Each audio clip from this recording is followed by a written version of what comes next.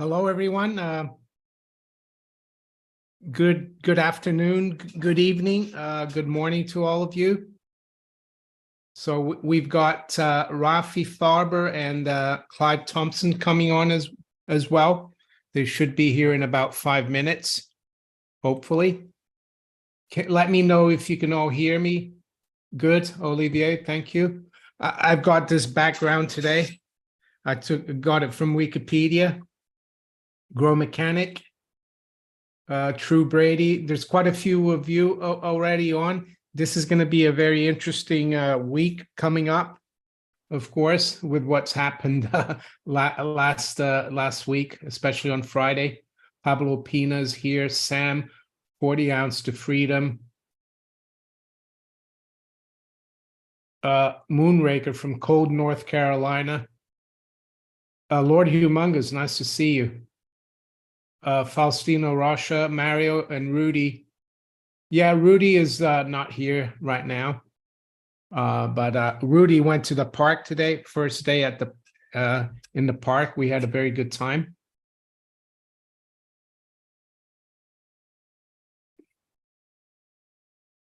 Douglas Middleton, hi Douglas. Whistling Freedom.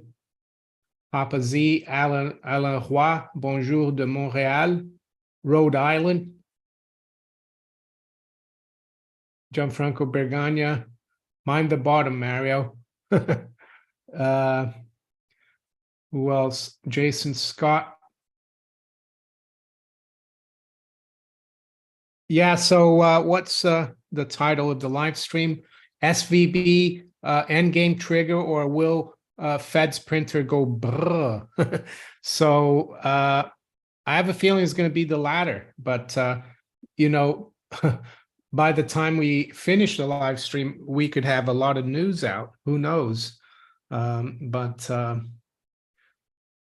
it looks like I saw Janet Yellen said that they might help the depositors, but they won't bail out the bank. I mean, that's almost like bailing the people out, but yeah, I'm not sure what will happen there. Cobra Joe from Southern California. Myrtle Mayhem from Northern Virginia. T. Taylor. Stacy Yoder, California. Bank emergency at night. Oh, here we go. We've got Rafi Farber. Let's admit him on. Rafi's here. He's a little early, which is good.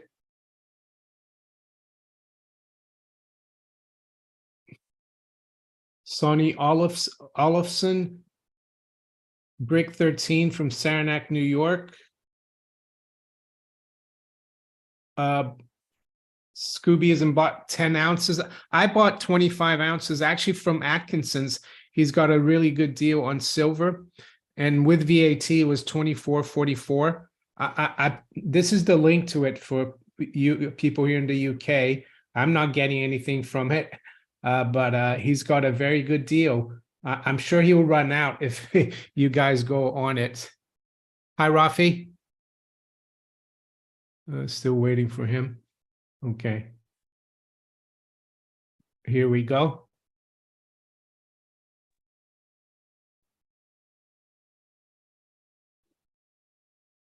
Hey, Rafi. Hi. How are you? Good evening. My earphones working? I can hear you. Can you hear me? Yeah, but not through the earphones, so I'll just take them out. That's fine. We got someone else coming. We got Clive. I don't know if you heard of Clive Thompson. I've heard the name. I think I've seen him a few times. Yeah. He was on my channel back in November, and his video went viral. My interview with him. He's a nice guy, and I think we're gonna have a nice chat. We got a super chat here. Billionaire investor Bill Ackman wrote Saturday that the federal government had about 2 days to fix the problem. Maybe you want to comment on your favorite hedge fund manager, Bill Ackman. Well, maybe he's he might be exhibiting a little bit of hyperbole. when these situations happen, especially among our crowd, we always want to like jump on and say, "Oh, it's the end," and then blah. It might be, like, anything could be. I'm not saying it won't be, but Bill Ackman, and I wrote about him in the Weekend Report, and he might be right, but he also wants a bailout. Yeah. And he's got a lot of connections, so it might just be that. I mean, nobody really knows exactly what's going on, and my main point is that whether SVB or Silicon Valley Bank, whether it's directly tied to a row of dominoes that will fall like imminently, or whether it's just one outlying swimmer in the shallow end, and there's still other banks that have the same problem that it did. And they'll be going through the same issues as interest rates keep rising. So eventually we'll see the domino. Whether this is the start of it, we'll find out very soon. Lord Humongous says, Bill Ackman, what a turd. I kind of agree. But anyway, is someone saying, is Credit Suisse safe? Is Deutsche Bank safe? No, I don't think any of these banks are safe. The only reason maybe Deutsche Bank and Credit Suisse and the big Wall Street banks are safe is because they're supposed to be globally systemically important banks. And the feeling by the experts out there is that the Fed won't allow them to go under. And yeah, there's a theory that they're going to allow the banks that aren't globally systemic to go under so that the big banks take over them. What do you think about that theory, Rafi? Well, in the Soviet Union, I don't think anyone ever went bankrupt. Yeah, I mean, they probably want to make the U.S. a bit like the UK, where we only have like five or six big banks. Mm-hmm. Well, yeah, they can save any bank nominally. They can give it as many dollars as they want, but the FDIC only has about 1.5% reserve in their insurance fund to cover all the deposits that they even claim to cover, which is $250,000 per account. So if the FDIC goes under, the Fed has to bail everyone out and print amounts that are unfathomable, even that we saw in 2020 compared to that even. And they can save a bank, but they can't save the dollar. So yeah, your deposits might be safe, but what your deposits are worth are definitely not. Yeah, I saw that the FDIC has $125 billion in assets, and it's actually the banks that fund the FDIC. They pay something every year, so to cover all the deposits of these smaller banks would be impossible. The Fed and the Treasury would have to, like you said, create them out of thin air. And would make them worth, it would be there, but they wouldn't be buying. You probably need $30 to buy a cup of coffee. Yeah. Girolgi, thank you for your super chat. Now I am in the neighbor village on the North Cape. Job, do you think SVB is the first domino to fall? I think it's fallen, so it is a domino. I think it could be the first domino to fall. Some people are talking about First Republic. What do you think, Rafi?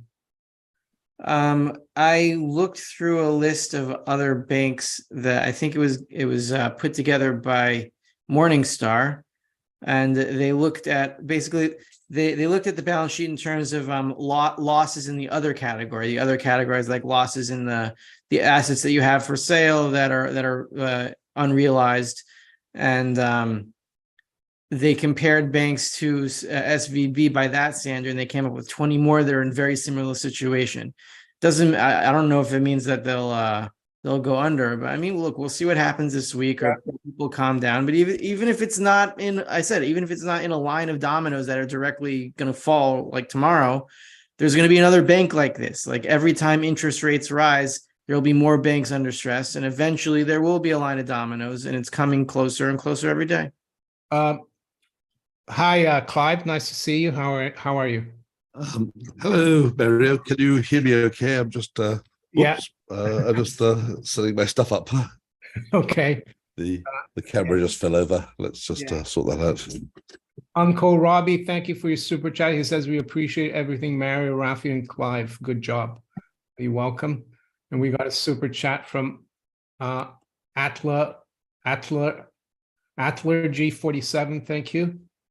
So hi, Clive. How are you doing?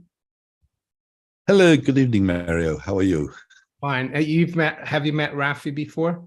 No. Hello, Rafi. Nice to meet you. Haven't met you before, but Hey, good to see you. Clive. I've seen you around. I'm not really familiar, but I look forward to becoming more familiar with you. Well, here's your chance. I like your shirt, Rafi. The state idea is so good they have to have to be mandatory. Yeah. My wife got it for me for Yeah. YouTube. So, Clive, when I first contacted you back in November, you had written something on LinkedIn about the Fed's balance sheet and how they're starting to lose a lot of money and, unrealized losses. And it looks like the Fed's balance sheet is very similar to like SVB's and all the other banks. So would you want to maybe talk a little bit about what you're seeing in the Fed's balance sheet, not just the losses that you can see, but how they're like turning a liability into like an asset? Sure. So a few words. Obviously, we've got the problem with SVB Bank, Silicon Valley Bank, whose problem was they had a lot of bonds, long-dated assets, and a lot of short-term deposits, which were their liabilities. So they borrowed short, invested long. The Federal Reserve has done exactly the same thing. They have about 8 trillion of assets. Of that, about 4 trillion is long-dated securities, more than 10 years, and we can know roughly how much they've lost on that lot. It's on their quarterly report at the 30th of September. It's about $1.1 trillion they've lost. To put that in perspective, their capital is only $35 billion. So they've lost many times their capital in terms of the decline in value of their long-term securities. So yeah, they're much more deeply underwater than Silicon Valley Bank was. They've got maybe the Federal Reserve's got maybe 3 times the no, it's not maybe, it is 3 times the capital of SVB, but they got 40 times the amount of long-term bonds that SVB had, and that those bonds are deeply, deeply underwater. So I haven't really heard too much about anybody saying they're like SVB. But that's where we are. They've got they're deeply underwater and they're insolvent at the moment. Yeah, and I'm seeing here that the UK government is looking to actually bail out. For some reason, there's like 200 tech startups that in the UK that banked with SVB UK, and now they're asking for a bailout. And it looks like, unfortunately, the taxpayer here is going to have to do the same thing. And I think Janet Yellen as well, she said that she's going to help the depositors, even those that have above $250,000. So Rafi, I wanted to ask you, what do you think is going to happen tomorrow, or what do you think the Fed and the Treasury would have to do if they want to stop some kind of contagion from taking place? I think basically they'd have to guarantee a very good proportion of the deposits so they can avoid news stories tomorrow or Tuesday of people not getting their salaries and then, complaining and saying that they can't feed their children or whatever they want to say on TV. They have to stop the stories that'll get the public from forming lines outside their own banks.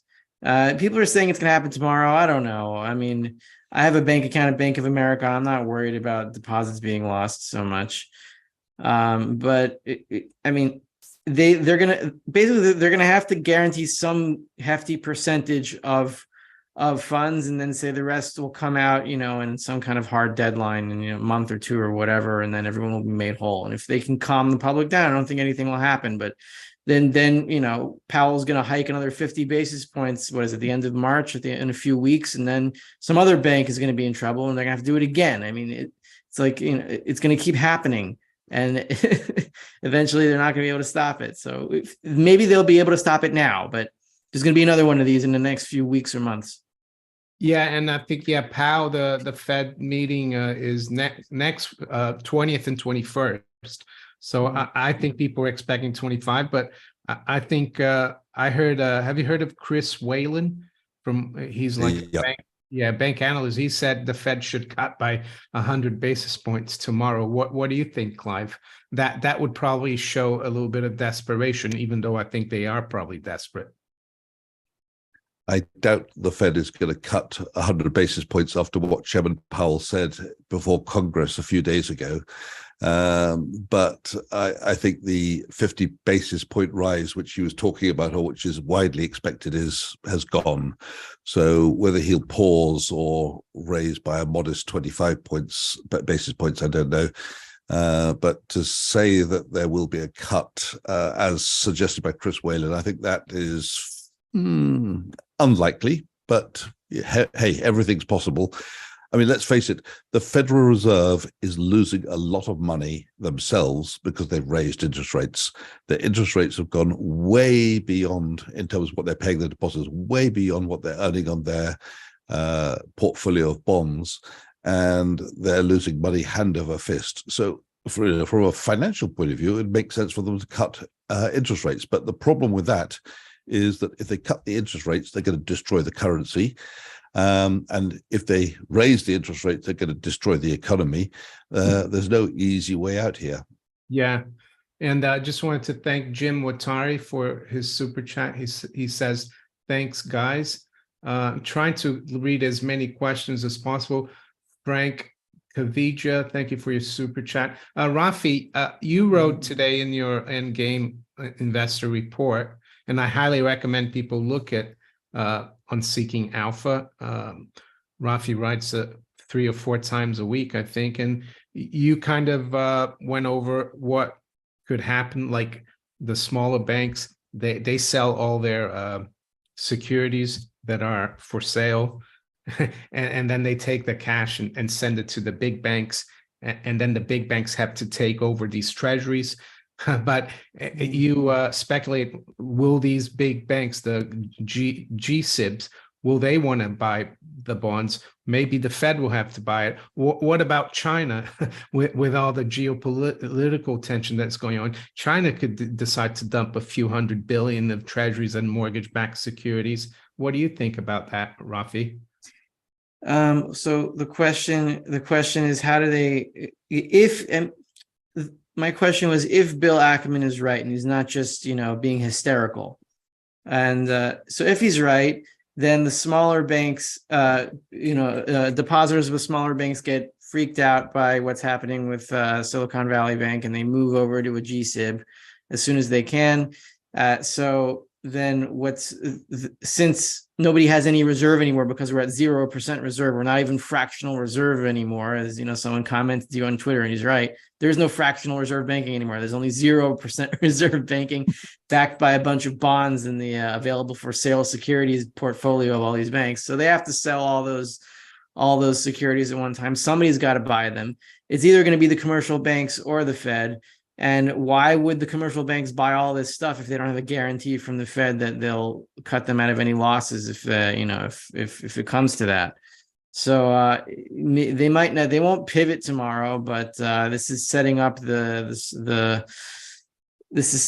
conditions for the final pivot, and I think it will be the final one, only because when you come to this stage of the business cycle, and each successive round of printing is bigger than the one before it, you're already on an exponential curve, and to meet that curve from where we are now, you got to go basically vertical up, maybe $5, $6, $7 trillion. And from that point, I think everyone just loses faith in the currency. We're not that far away now. So people got to move, not in a panicked way, but orderly. And we got some time, just don't know how much it is. Yeah. So here's the story that came out today. Yellen says government will help SVP depositors, but rules out bailout. And I think what she means here is that she'll help, because I saw that, as you can see here, I wrote 97% of all depositors there have over 250,000. So basically she wants to guarantee, You know, I heard Prince Harry and Meghan have a lot of money there, so she wants to bail out these people. What do you think about that, Clive? Do you think she's saying that she's gonna like help them, but you can only help by giving them more money, right? Wait, but one Uh, second. Well, how did Clive wait, answer in a second? But how do they bail? How does she bail out anyone if they're hit the debt ceiling and they don't have any money left to spend? Like what? What That's a do they bail out with? Yeah. What do you think about that, Clive? this is yeah, well, you know, the problem is that the Treasury is not allowed to borrow any more money. The Federal Reserve, obviously, we're talking about the FDIC really, which is going to bail out, and the FDIC is going to bail them out to $250,000 per deposit. And whether they go beyond that remains to be seen. There's a lot of talk that they ought to go beyond the 250 and bail out everybody. Otherwise, if they don't, everybody who's got any deposit with any institution which is not federally insured will be withdrawing the money on Monday and trying to get it into a federally insured deposit of $250,000 or less. And I don't think they want that. So I think there's going to be if they don't manage to get the SVB bank purchased by another bank by Monday morning, my feeling is that the FDIC will bail out, or will say they're going to bail out everybody.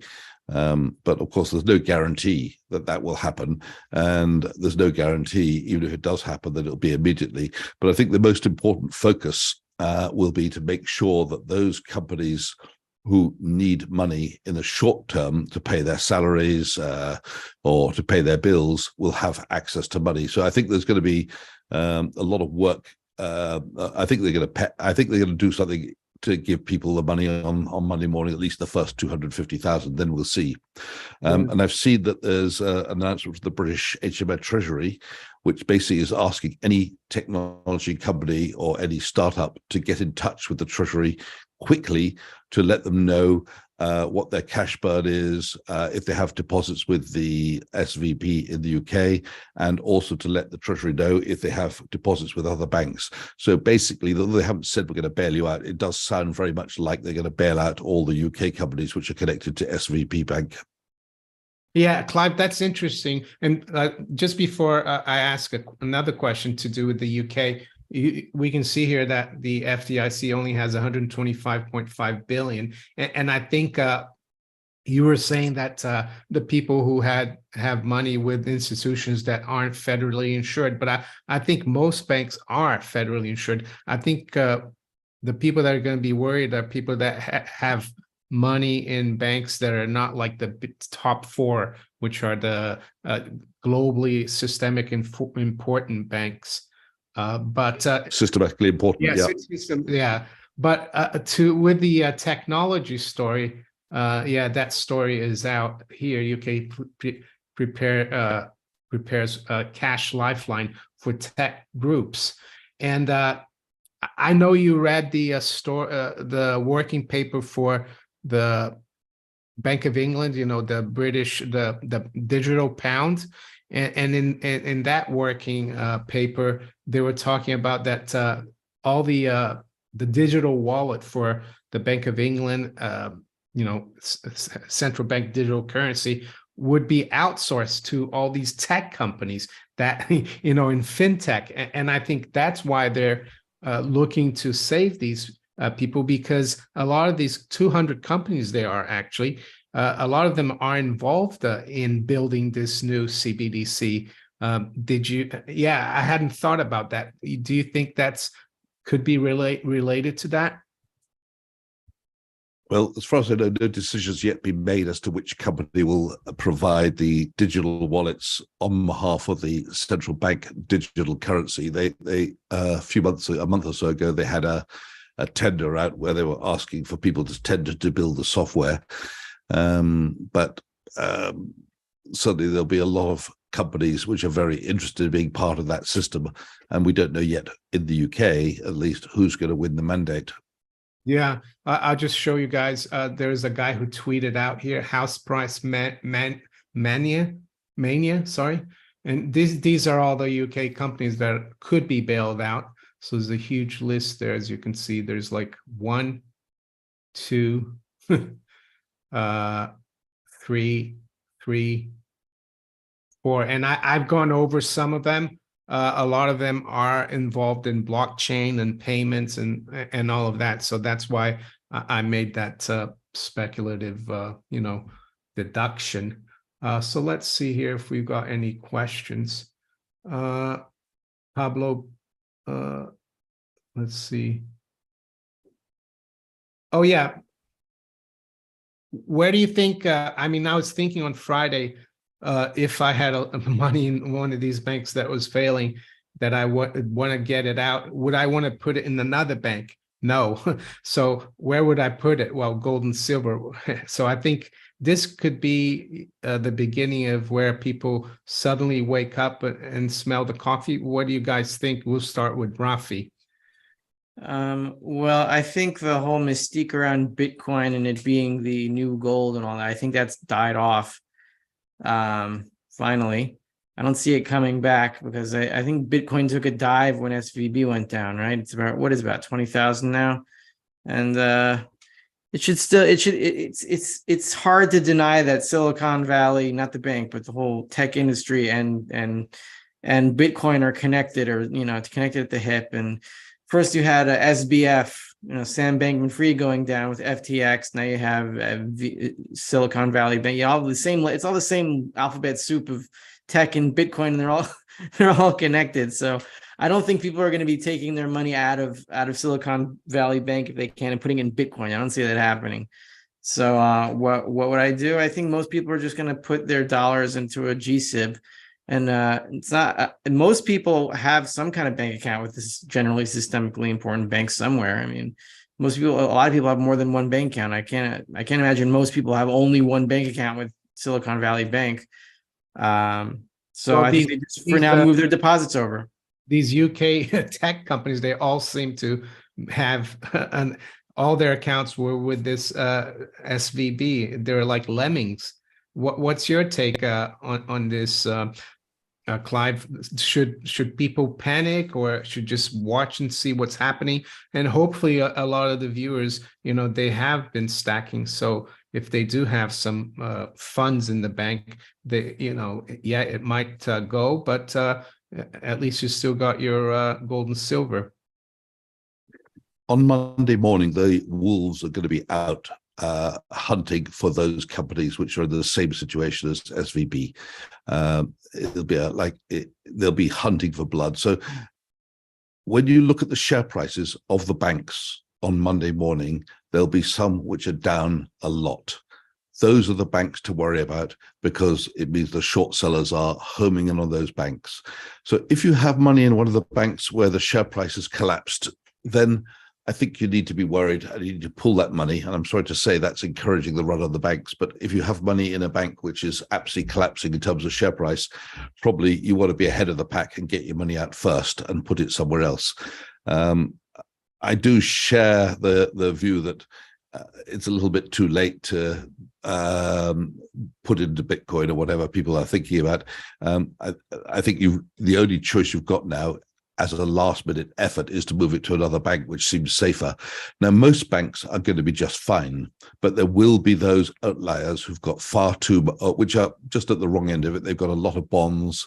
Those are long-dated bonds, and they've got short-term deposits, so they're going to be in the same situation. And those are the ones which we homed in on by the short sellers. And if you have money in those banks, move it out. Yeah, and also, don't move it to another bank. Maybe think about buying gold and silver, I would say, outside the system if you can, if you still can. So we've got Chris Conman. Thank you for your super chat. If the general public start a run on the banks, will the banking system collapse at that point? Is the Fed powerless to stop it? Thanks.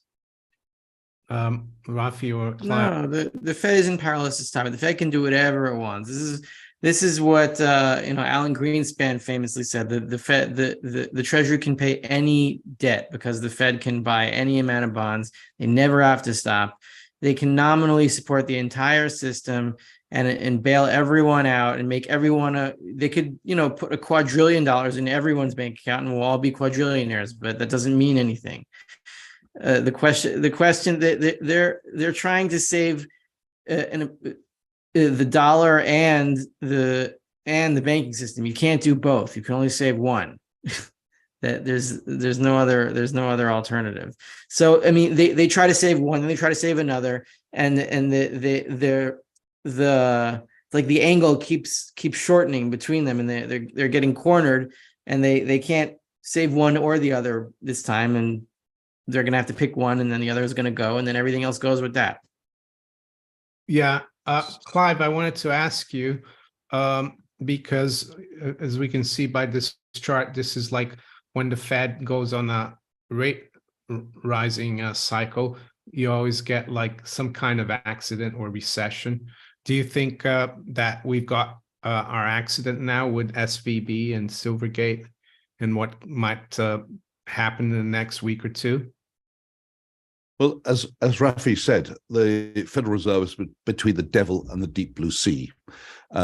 If they raise, they destroy the economy. If they lower the rates, they're going to destroy the currency. It's really a problem which I don't have an answer. I don't think Chairman Powell has an answer either.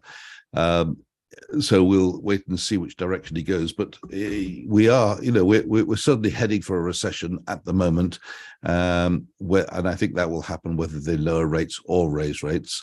But I don't expect it to be a very long-lived recession, and I do think that the way out of it will be, once again, reflating the system by printing money, as they have always done. That's been the way out of every recession as long as I can remember. Yeah, and I think, the fact that the curve had steepened so much, like 2s, 10s, like 100 basis points, and a lot of people were trying to say, oh, this is different this time. But I think now we can see that it was a huge alarm, a huge signal.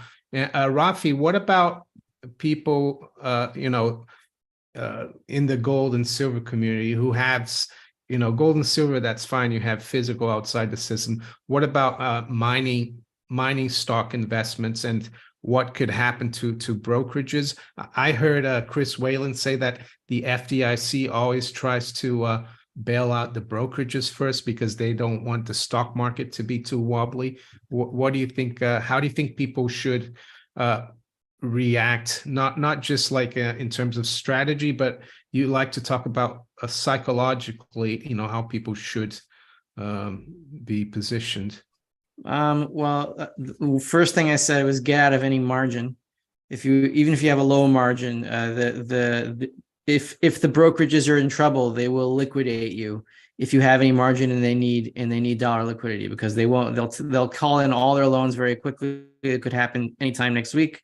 It might not happen, but you don't want to be on margin. I wouldn't worry about them just taking your money if you're full cash. I mean, I don't think that's going to happen. But psychologically, look, it requires a combination of humility and calm. If you need to, maybe step away from finance for a week and then tune in next week to see what happens. Maybe you don't want to look. I mean, gold mining stocks, I did not like their action on Friday. It did not seem bullish to me at all. I mean, gold was up 2%, and I think Newmont and Barrick did not do well. So it seems to me that we might be setting up for some kind of deflationary crash in the miners. Maybe not, but I wouldn't predict exactly what's going to happen tomorrow. But then I wouldn't freak out at any move either. It's just like, okay, so we've seen this volatility before. It takes a while for it to smooth out, but it will smooth out. And as long as you're not on margin, you can handle it for the next few weeks, and you're not going to be pushed out of anything. You should be fine. Clive, any thoughts on how people should react to what's going on? Well, tomorrow morning, every bank and every corporation will be looking at their balance sheets and saying, could we be the next target? Do we have too many long-term assets? And I think that means that some of them will say to themselves, yes, we might have, and they'll be selling bonds. And so we might see a decline in bond prices tomorrow. And the question will be whether the central banks stand in line to buy those up or not. I think they will. I think they have no choice because we don't want to have a fire sale of bonds going on from banks and corporations, not just banks, which are at risk. So, and from an individual's point of view, as I say, move your money out of anything which looks risky. Whether you can get it in gold and silver, what you can do, it's too late to sort of draw your cash out and take it physically, but you can actually instruct your bank in many cases to buy you physical gold bars and keep them in custody for you. That will remove it from their balance sheet, which does mean if there is an insolvency, which for most banks is very unlikely, but if there is one, your gold bars will be outside of their balance sheet, and therefore you won't be affected by any limitations on deposits. But I'd just like to refresh people's mind about what might happen if you try to do that. And I can speak from personal experience. In 2008, we had a situation where I was working at the time, and I had we had a lot of clients ringing up to buy gold, but I recollect one particular conversation which was very stressful for me. A client rang me up and he asked to put a very large amount of money, his money, into gold bars, and I rang my gold dealer in the bank and said, you need to be a few $1 million worth of gold bars. And he said, look, Clive, there's a 3-week delay now from the refiners. We can't, and from our counterparties, we can't get the gold bars, and we can't credit his account with the gold bars until we get them. We can do the transaction, but it's on his risk. He's going to be at risk for the next 3 weeks until we get the bars. Now, the client was pretty angry about that, but 3 weeks later, we got the bars and everything was all right. So, we could enter a situation where people are trying to deploy money rapidly, and what you're trying to do with your money can't be done because everybody else is trying to do the same thing at the same time. Yeah, nowadays with the internet or online banking, and I know you work for a private bank, but the online banking system, they could just turn it off. I saw a screenshot on Twitter of someone trying to take money out of SVB, and it was out of service. So I guess we're in 2022. Money moves at the speed of light this year. It's not like 2008 where you had to ring somebody up and fill in a form. Right now, at the press of a button, money can move from left to right. And I think I read a figure that in the last week, the money moving out of SVB was at the rate of $1 million a second. That wasn't because that people were ringing up their banker at SVB and saying, move my money. It was because they could press a button and it went. Yeah, that's right. We got a question here from a troubled mind. Is there any way to enforce fiscal accountability in the Western financial system by tethering balance sheets to actual holdings, quasi gold-backed commodity model? I'll give my first answer. I think some of the states in the US, they're starting to look into that. I see a lot of states trying to buy gold and silver to protect their holdings of their monetary holdings. But whether Congress in the US or the Treasury in the UK would think about doing that, unfortunately, I think we need a total collapse, which we could be near, for people to ask these questions again and for us to go back into that. It looks like the Chinese, not the Chinese, but the Russians and some other countries are thinking more along those lines, but not in the West. So, Rafi, what's your take on that question? Do I think that some kind of other centralized scheme can replace the current centralized scheme in a better way? No, I don't. You can come up with a whole bunch of ideas, but just like we've seen with public health and centralized plans of anything, they don't work. And sometimes they do the exact opposite of what is supposed to be done.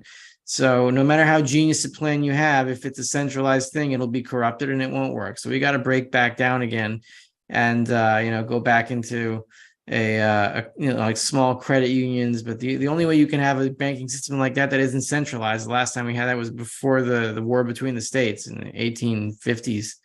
before the bank system was centralized by Lincoln, right? That's Rothbard writes about that, but Yeah. there's no this has been a process that's been going on for hundreds of years, and we're at the end of it now. So when it collapses, then we can start to figure out what to do, and in different groups of people can come up with different plans, and then we can have a free market again, and the best plan will win, instead of saying, oh, I have a great idea, let's apply it to everybody and see how it works. That's never going to work, no matter how great the idea is. Clive, what do you think? Do you have Well- any hope that our leaders will implement a more sound money system? Right now, the plan is to kick the can down the road and keep doing the same thing until the rails are in place to introduce a new system. If we're forced into a new system, which is possible, could happen at any moment, which would be a currency reset, it would be very messy and very painful.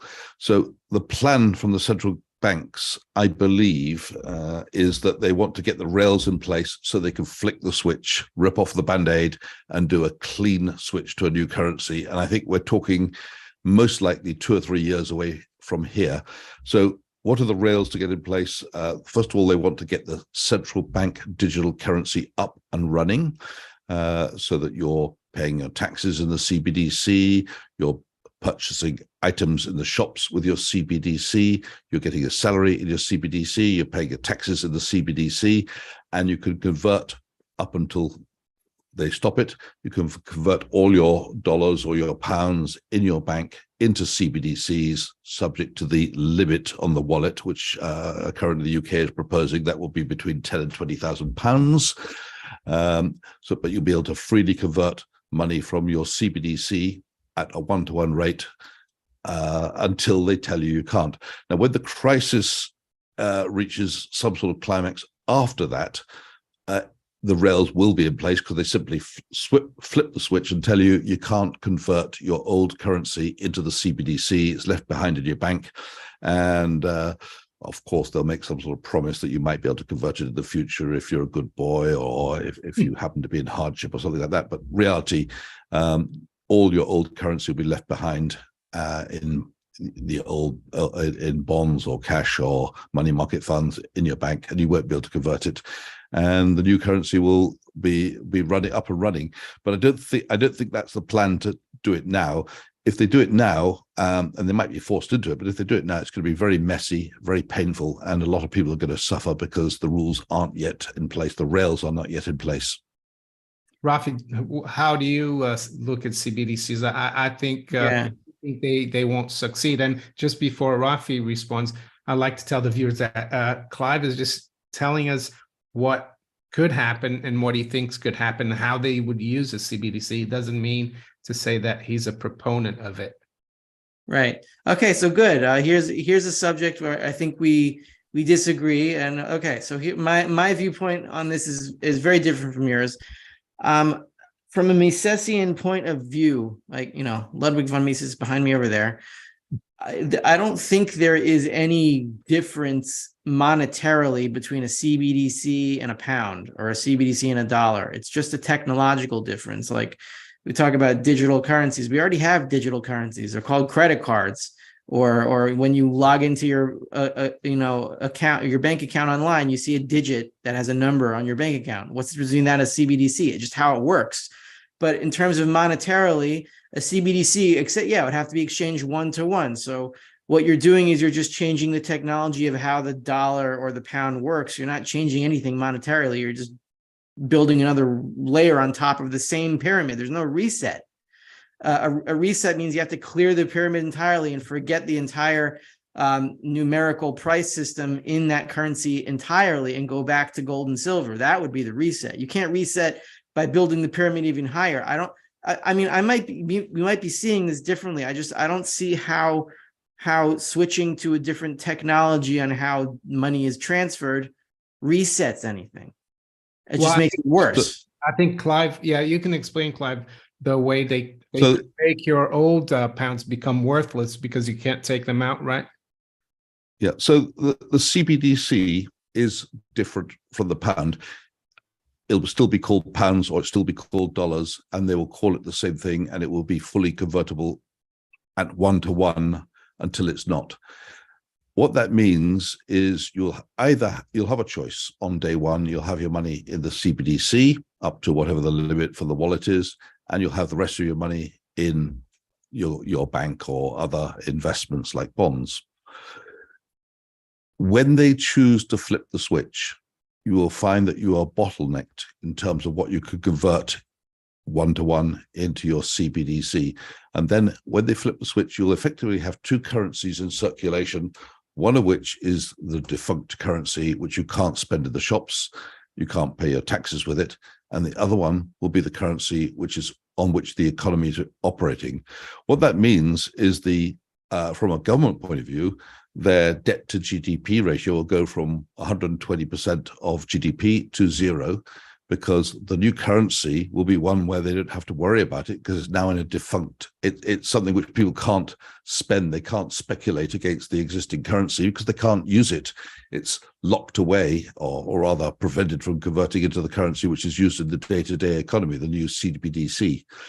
So it is, in my view, the CBDC is a completely different currency from the dollars you have in your bank, just as the dollars you have in your pocket is different from the ones in the bank. The ones in the bank are basically belong to your bank, whereas the ones you have in your pocket are, in theory, a liability of the central bank.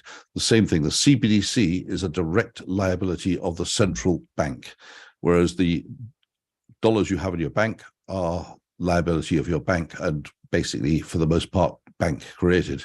It's very, very easy at any moment in time to flip the switch and say you can't convert your old dollars in your bank into the CBDC, and then basically you've destroyed a huge quantity of the money in circulation, so that you can now run the economy on this new currency.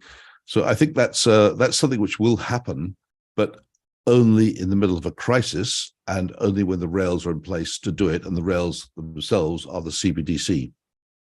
Yeah, so I guess that is different from what Rafi was talking about. And so maybe it's just a reset from fiat to fiat.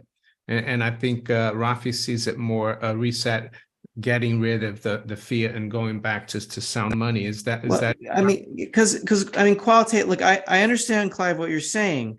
That a bank credit is different from a pound or a dollar in your pocket. I get that. I mean, that's why bank runs are a problem, because you can't get the money out because it's not really there. Okay, I get it's different. It's different in that way.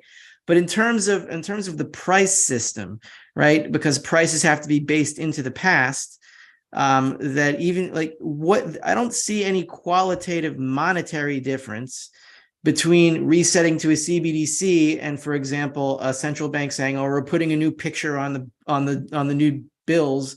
It's going to be this new president instead of this old president or whatever." And you have you have a month to give me your old bills and I'll give you new bills, but it's still the same price system.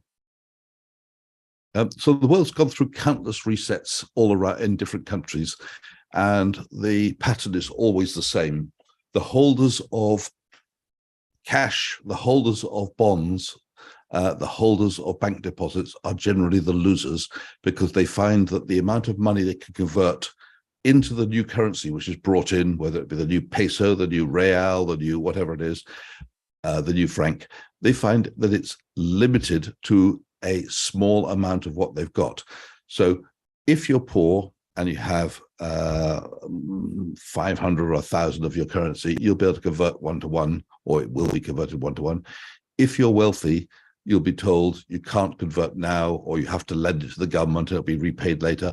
But you basically won't be able to, the long and short of it is, you won't be able to convert your money to the new currency. So the resets have happened over and over again in history, and those who held the old currency were not generally able to convert all of their money into the new currency. And whether it was the peso and then the new peso, or the old real and the new real, the name might have sounded the same, but it was effectively a change to a different currency. So this is slightly different this time, because the new currency will be facilitated by the CBDC, in my opinion. doesn't have to be a CBDC, but I'm just saying if it was a CBDC, that is a very smooth way to do it, and it's going to be very quick and easy to do it when they choose to do so. Whatever happens and whatever, I know you guys don't agree. I think one thing we agree on is that you need to convert your trashy current fiat currency for real assets, diversify it, gold, silver, and other things. Or like Clive has said many times, if you're in the UK, maybe do an extension or build a place to a greenhouse, to plant vegetables, buy some chickens like Rafi does. So we've got another question here. Thank you, Grandpa Barney, for your super chat. I'm paid through direct deposit. People need to be thinking about contacting their employers and getting that changed. Do you mean direct debit? I guess he's in the States. Any thoughts on that, guys? I mean, I think most employers would, do they want to go back to paying cash or check? What do you guys think? I don't even think they can. No. Live? No, it's going to be it's still going to be digital payments. Of course, once we have the CBDC, they'll be paying you in digital dollars, central bank digital dollars, and at the moment they're paying you in bank dollars. Yeah. So yeah, it'll carry on as before. It'll look the same. I think back until the 80s or even 90s, you still could get paid. Someone sent you a check. But that's finished now. Silver Sonic, thank you for your super chats. He asks, how will our politicians partake in illegal activities with a CBDC?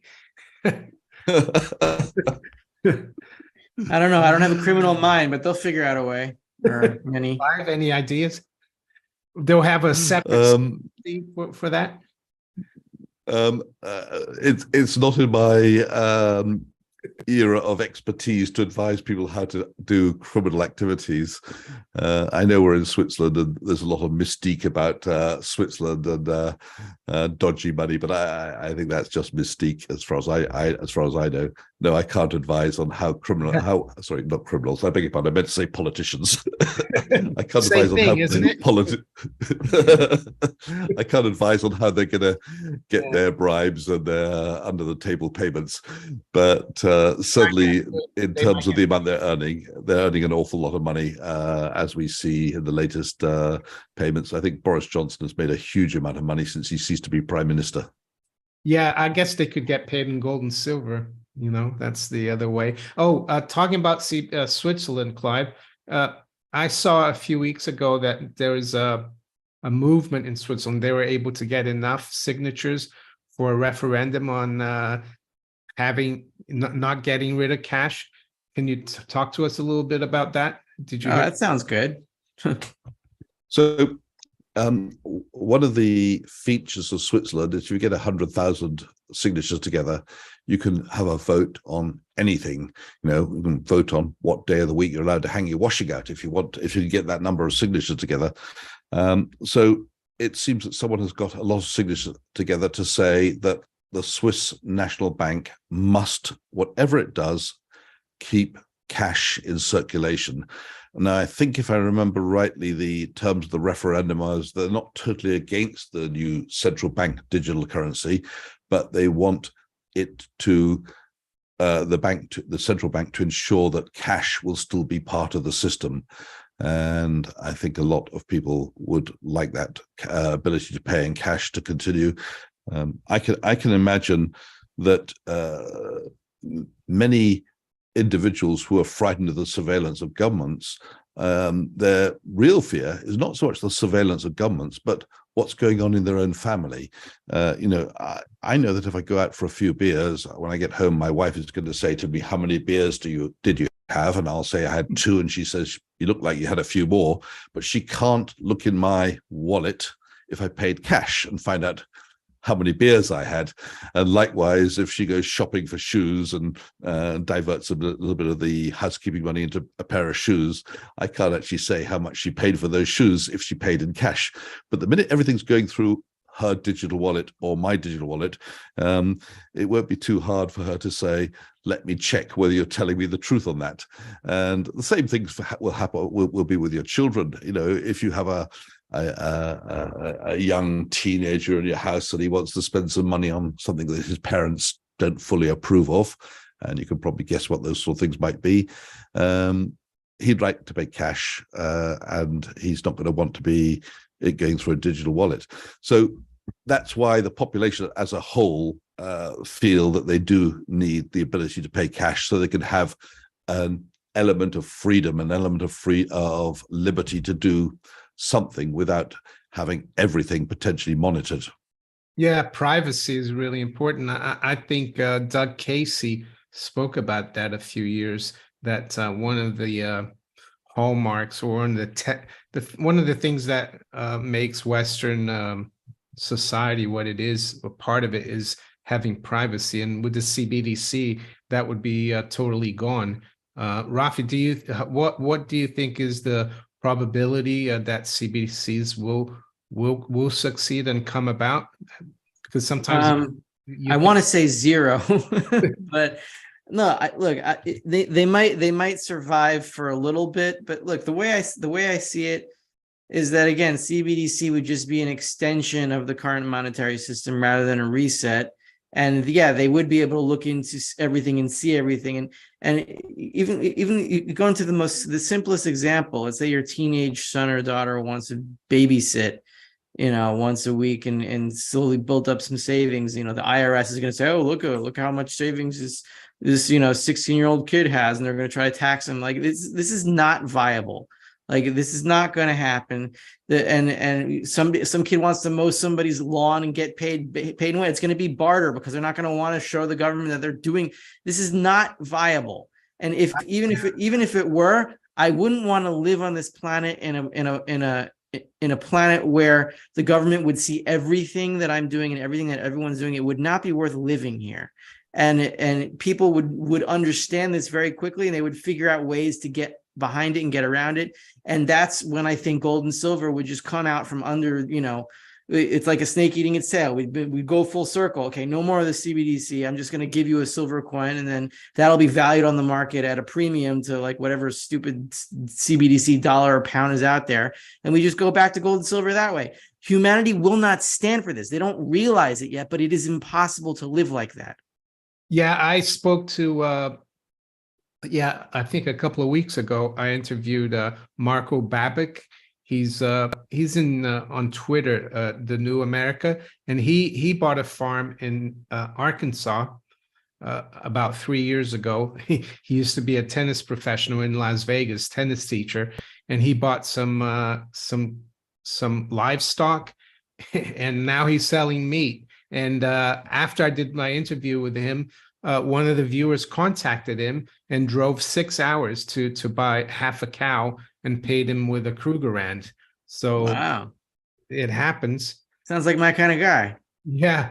And we got another question here, or I think it's from I13. I13 says, according Yellen apparently said all SVP deposits will be made whole temporarily using digital temporarily whole. What does that mean? Due to using digital dollars due to emergency. I don't think that's. I think this person he's given me a super chat. I don't know what currency that is, but I think it's a piss take because how? Yeah, I just look at the news. I don't see that in the news. Yeah, so I'm just looking as we speak. Just a joke here from one of the viewers. Let's see. Mario, in the US, Social Security is only direct deposit into your account in the bank. Yeah, I mean, in the UK as well, all the benefits and everything is done online. I think sometimes you can get paid from the post office. I don't know how it is in Switzerland, Clive. So what's the question there, Mario? Well, there's someone saying that all the Social Security is paid through direct deposit through the bank, no check or cash. And I said here in the UK, sometimes you can go to the post office and get cash. How does it work in Switzerland with like the pensions and things? Is it all also done through the banking system? Like, Yeah, I mean, I suppose first of all, the number of people on Social Security in Switzerland is not very high. It's an extremely expensive country to live in at the moment because the Swiss franc is very strong. But those who are entitled to unemployment payment are getting it paid electronically if they meet the right conditions for the government. In other words, they're proving that they've applied for a lot of jobs and so forth. But it's all paid electronically. I don't think there's anything to do with the post office. I heard you mention the post office. No, it's not the post office. It's coming from the government, and it's coming electronically into your bank account. And I don't know of any restrictions on how you spend the money. But of course, once we have digital cash, it would be in theory possible to tell you what you can spend the money on. In other words, you'll have it in your digital wallet, and it might be programmable, so you can, for example, only buy food, but you can't buy theater tickets, as an example. yeah, I think one of the ways of escaping CBDC is like, yeah, keep stacking like old silver coins. Like in the UK, I have all the pre-1920 silver coins. I also have American pre-65 coins. I think people would accept that. What Yeah. about, yeah, in Israel, Rafi? Any view on this peacemaking between Iran and Saudi Arabia that was orchestrated by the Chinese, how that would impact Israel?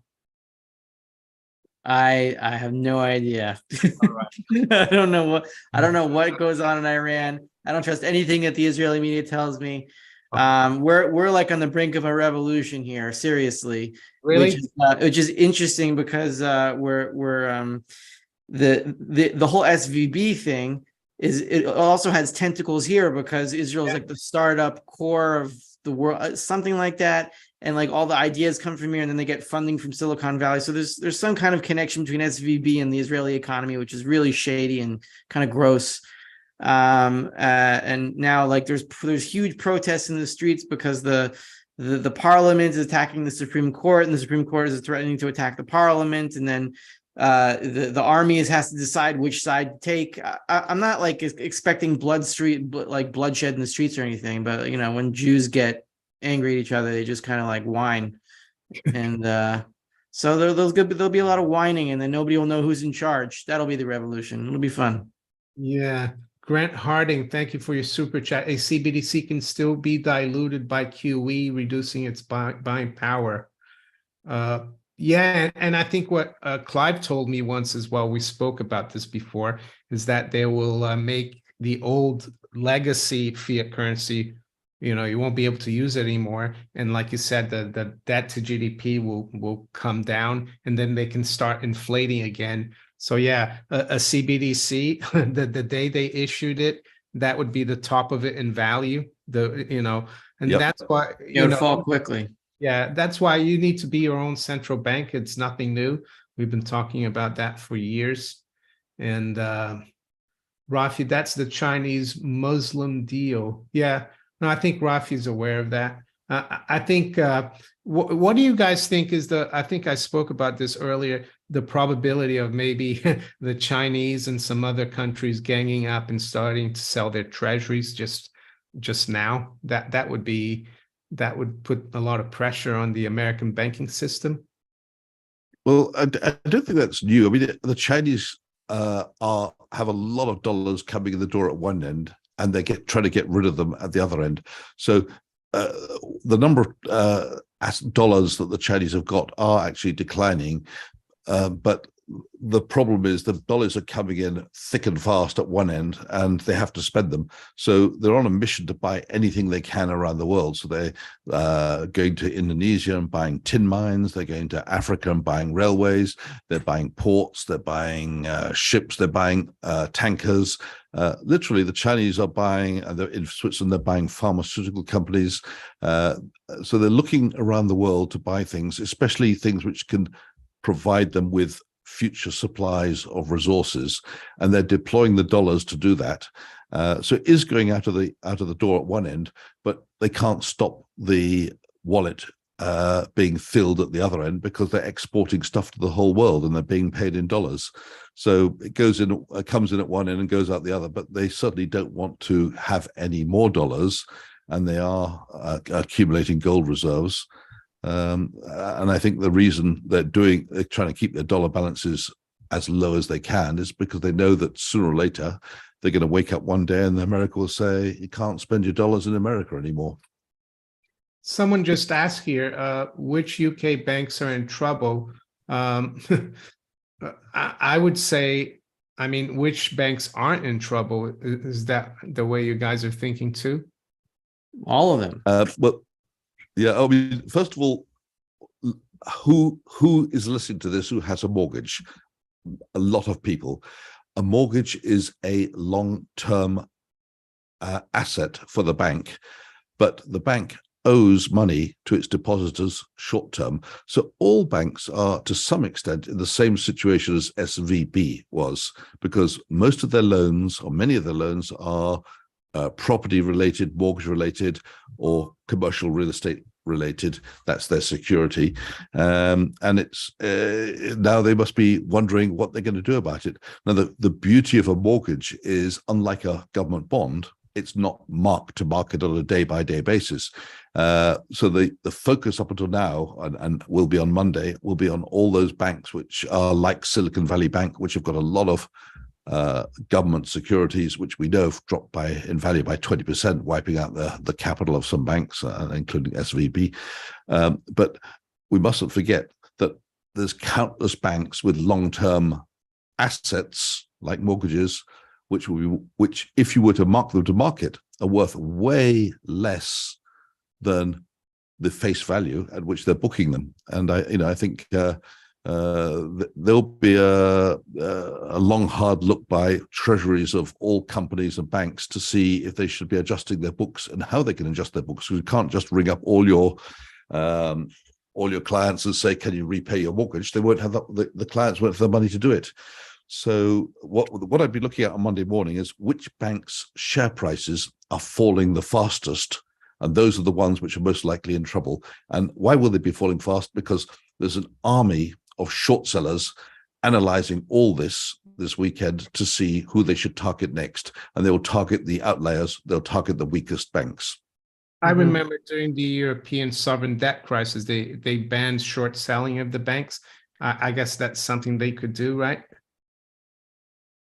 Yeah, it's possible. They could, but that's not going to stop the people who own it from selling it. I mean, Murray Rothbard said for every short seller, there's a buyer. So like short selling doesn't hurt anyone because you got to have a buyer on the other side of this.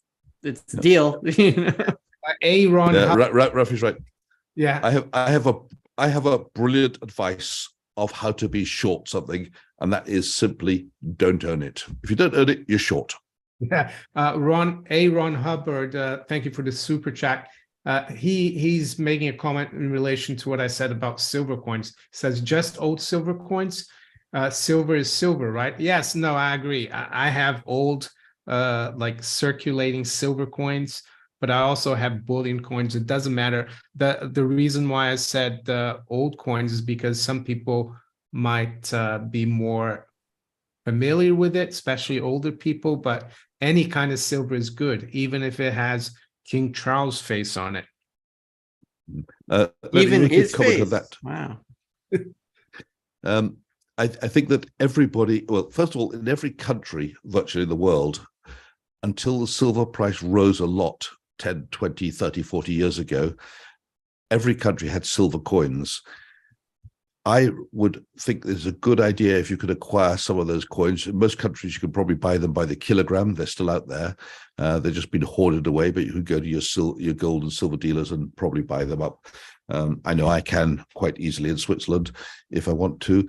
And why would you buy coins of the country in which you live? Because everybody in that country will recognize those coins, those in Switzerland it's pre-1967, and in France, pre-68. In France, I bought a nice collection of French coins here.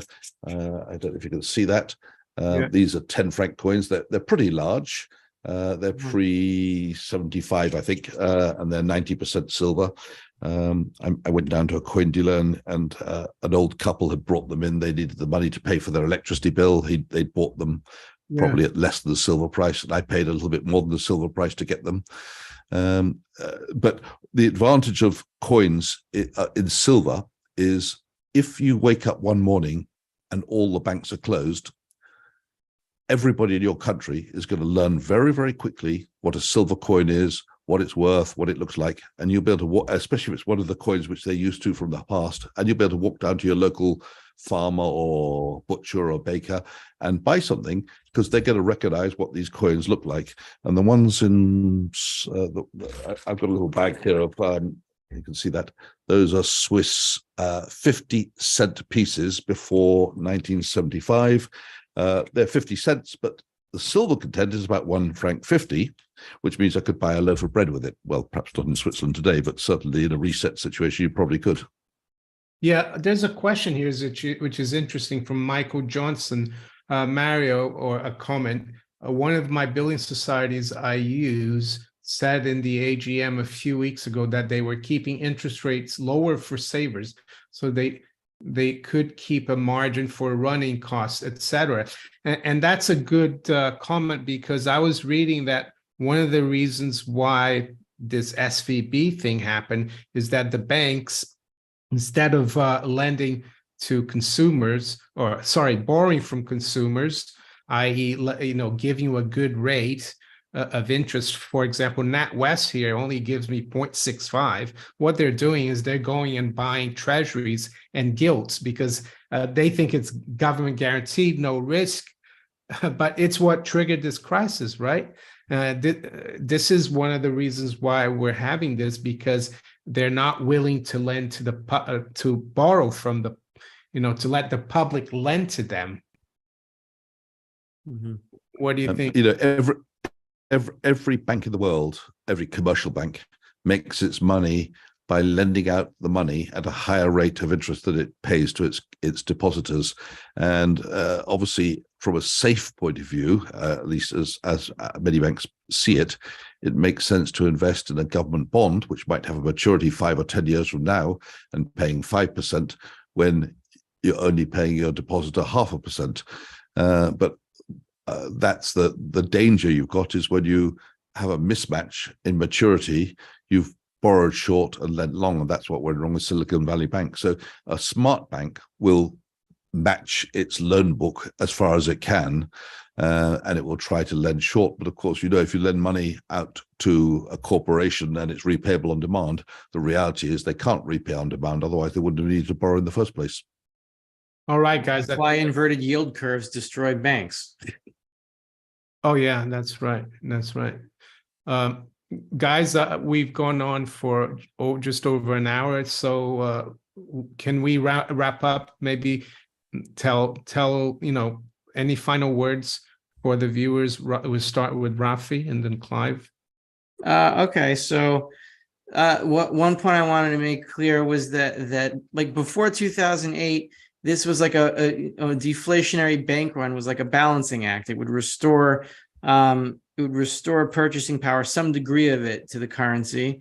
We saw a lot of that in the Great Depression. The dollar really strengthened as the deflation wave really intensified. But now, since the dollar itself is backed by so many of the same assets, treasuries and mortgage-backed securities that back these bank deposits, that this time when housing prices fall, those mortgages fall, treasuries fall, because they're raising interest rate because they're trying to control inflation. That is what is going to destroy the purchasing power of all these fiat currencies that are backed by these same paper assets. There's no countervailing force here to stop this time. I mean, that's why I think this is it, because treasuries and mortgage-backed securities and all this paper are all on the same side of every balance sheet here. So when they go, when their value gets wiped out, the value of the currency gets wiped out with it, and all you're left with is the gold and silver that's left. Yeah, Clive. And so my comment is, if you have fiat assets, you're running two risks.